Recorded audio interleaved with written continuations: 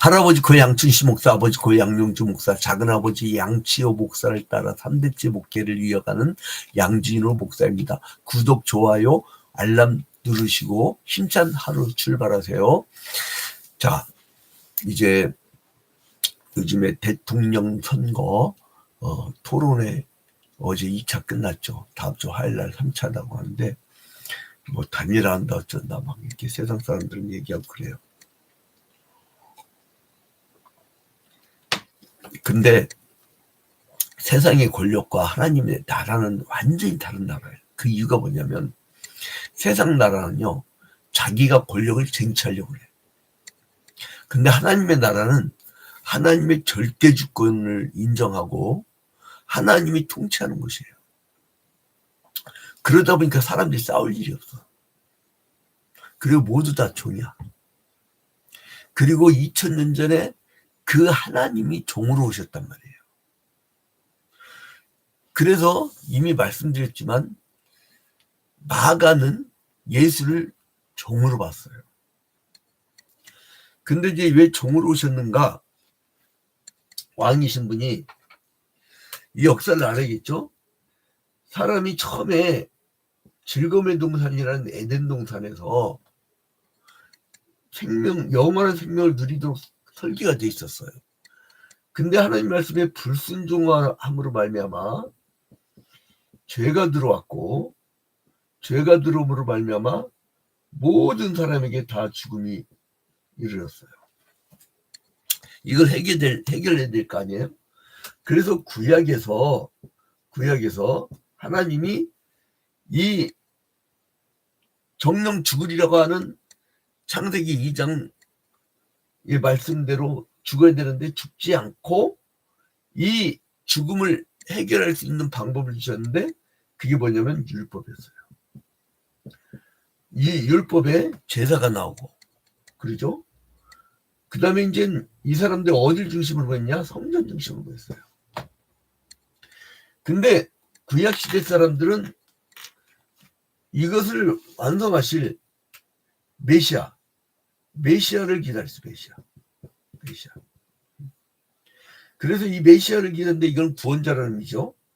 이 메시아를 기다렸는데 그 메시아가 오셨어요. 그 누구냐? 예수 그리스도. 그러니까 여기서 말하는 그리스도란 말이 바로 이 메시아. 히브리어는 메시아, 헬라어는 크리스토스. 그래서 그리스도. 근데 이 메시아가 오셨단 말이에요. 그래서 율법의 완성을 하셨는데 이 사람들은 아직도 그 기다리던 사람들이 메시아를 인정을 안 해. 왜요? 종의 모습으로 보니까 너무 초라해. 그 인정을 안 해. 그래서 이 사람들이 율법 가운데서도 안식일을 매우 중시했어요. 토요일날이죠. 이때는 토요일날. 자, 그런데 예수님 오셔가지고 원래 구약시대 사람들은 안식일을 아무것도 안 했거든. 근데 예수님은 병 고치는 일을 안식일을 많이 하셨어요. 여러분 병 고치는 게 좋은 겁니까? 안 좋은 겁니까? 저희 딸내미가 간호사다 보니까 3교대 근무를 해요. 중환자실에서. 그러다 보니까 어떨 때는 병원에 근무를 해야 돼요. 주일날 낮에. 그 저희들이 가끔 저녁에 예배를 비상 예배를 하는 이유가 특수직업인들 위해서 하는데, 자, 그런데 어쨌든 주일이라도 사람 구해야 될 거 아니야. 근데 이 사람들은 613개의 율법을 만들어 놓고 248개 뼈마디가 365일 동안 지켜야 된다고 248 더하기 365 이렇게 했죠. 근데 이 사람들은 서기관들과 이 바리새인들은 예수가 안식일을 범했다고 막 정죄를 해요. 그 사람은 구약시대 사고밖에 없으니까. 근데 왜 예수님은 안식일을 피해서 병자를 고쳐줄 수 있었을 텐데 왜 바리새인들과 격렬한 논쟁을 벌이면서까지 왜 굳이 안식일날 그 병자를 고쳐주셨을까? 이건 엄청난 선언이에요. 구약 시대는 끝났다는 얘기예요. 원래 안식일은 여러분 있잖아요. 하나님이 천지창조를 하시고 일곱째 날에 쉬신 것을 기념하여서 안식일을 지킨 거예요. 응? 그러니까 뭐냐면 천지창조 후에 피조세계를 복주시려고 이날을 복주사. 창세기 2장에 나오죠. 2장 1절부터 3절에 이날 복주사. 그냥 복주신 거야. 창조 질서야. 그러니까 사람을 일주일 내내 노동시키지 마. 7일 중에 하루는 완전히 쉬게 만들어주라고. 사람 기계가 아니잖아요. 자, 그래서 이게 아담의 그 범죄 후에 이 안식이 깨졌는데요. 이 안식 깨지고 나서 하나님이 율법을 만들면서 출애굽기 그 2장 11절과 그리고 신명기 5장 15절에서 바로 이 창조 때부터 안식일을 지켜야 될 이유에 대해서 말씀하십니다. 여기서 이제 안식일에 대해서 출애굽기 22장 11절하고 22장 11절하고 이제 이 창조 때부터 이 전이죠. 에덴 동 타락 전부터 이어져 온 그 다음에 신명기 5장 15절 시간이 없어서 적기만 하겠습니다. 자, 그런데 이제 이 배경을 이해하고 오늘 본문을 봐야 이해가 가서 그런 거예요. 이 출애굽을 이제 그 이후에 이제 출애굽을 하면서 이걸 언제 주셨느냐? 출애굽을 한 후에 율법을 주셨고 또 성전의 전신이 성막이잖아요. 응? 구약 사람들은 이제 성전 주신과 율법 주신인데 그 전에 성막이었단 말이에요. 그래서 이제 출애굽을 구원의 상징으로 본다고 하면 이 죄악의 땅인 애굽 땅에서는 안식이 없었어요. 그래서 구원 받은 후부터 이제 안식의 의미가 되살았잖아요. 그래서 이제 죄악으로부터 구원받은 후부터 참된 안식. 근데 이거를 예수께서 깨버린 거예요. 뭐냐? 안식일은 모든 죄의 문제가 근본적으로 해결되고 태초의 창조 질서가 회복되는 날인데 병과 죽음은 왜 들어왔죠? 병과 죽음은 죄의 결과로. 그래서 안식일에 병을 고쳐주고 마귀를 쫓아내는 일은 안식일의 주인이 누구예요? 하나님이시잖아요. 하나님이 인간의 몸을 입고 내려오신 거예요. 인간으로 내려오신 거예요. 인간으로. 그래서 이제 안식의 주인이신 예수께서 고쳐주신 거예요. 그 관점을 보고 자 이제 봅시다.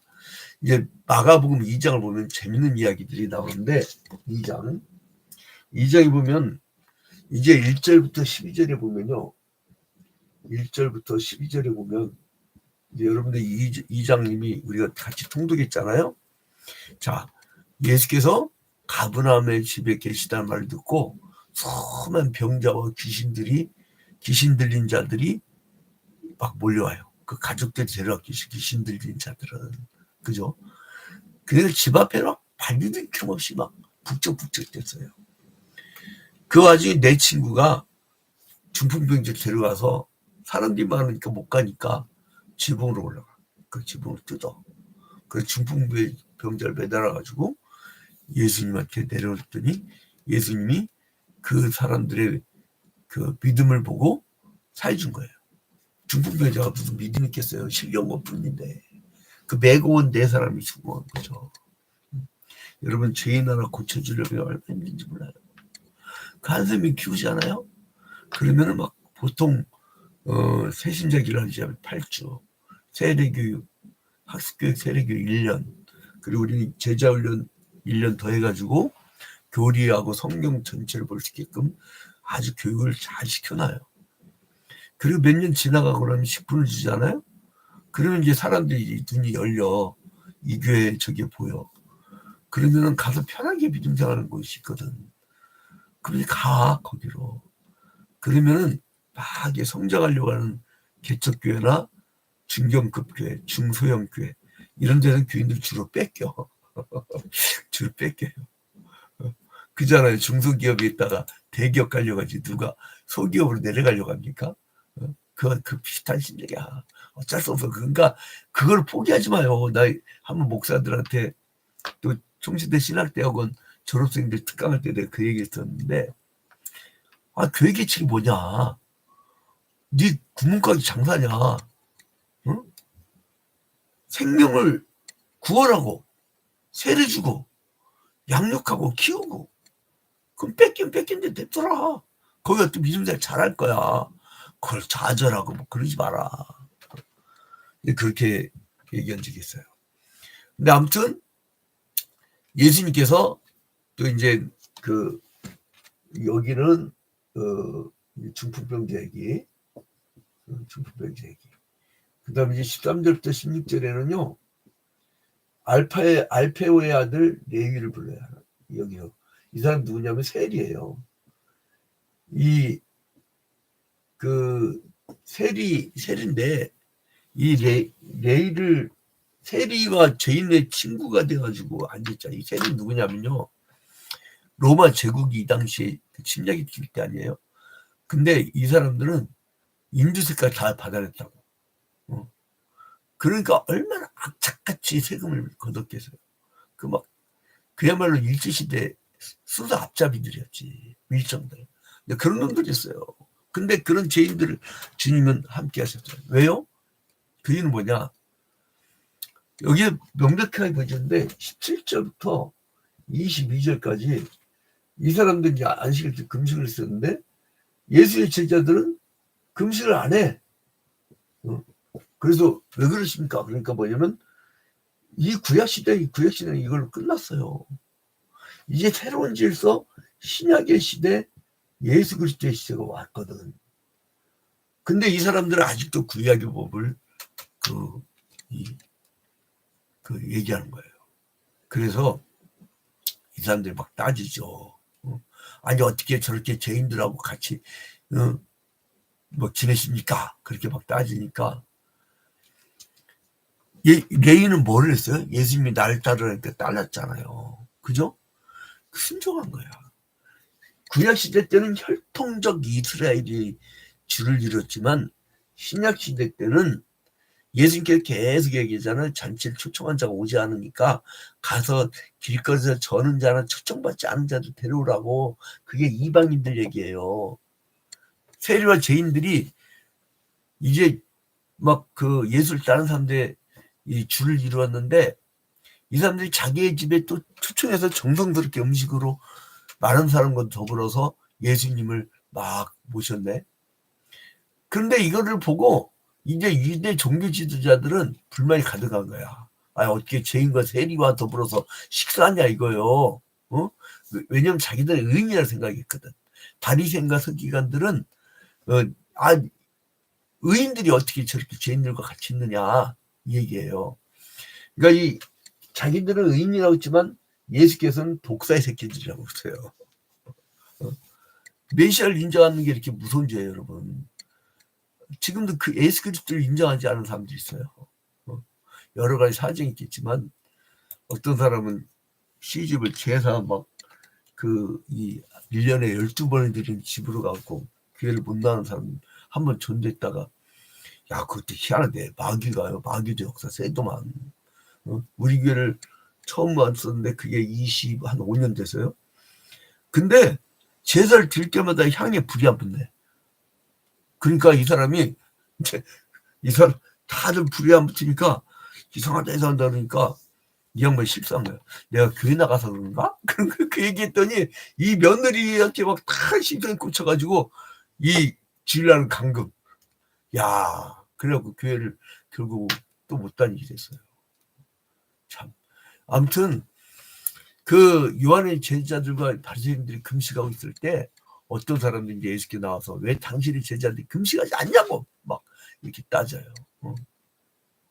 근데 예수님께서 뭐라면 신랑 친구들이 신랑과 함께 있을 때는 금식하지 않고 막 그 맛있게 먹지만 그러나 신랑을 뺏길 때가 오는데 그때는 금식하게 된다 이거예요.